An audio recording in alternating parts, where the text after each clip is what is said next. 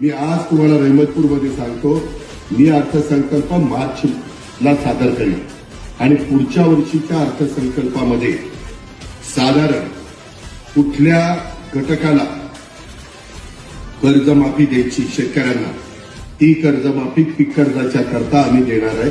आम्ही राज्यातील शेतकऱ्यांसाठी कर्जमाफी योजना राबविण्याचे आश्वासन दिले होते.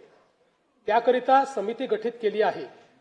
राज्यातील 30 सप्टेंबर 2025 रोजी पीक कर्ज थकीत असणाऱ्या पात्र शेतकऱ्यांना 2 लाख रुपयापर्यंत कर्जमाफी देणारी पुण्यश्लोक अहिल्यादेवी होळकर शेतकरी कर्जमाफी योजना मी आज जाहीर करत आहे.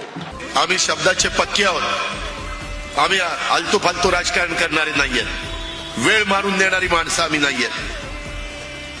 पडेल ती किंमत मोजावी लागली तरी चालेल, पण एकदा शब्द दिला तर तो शब्द आम्ही खाली पडून देत नाही.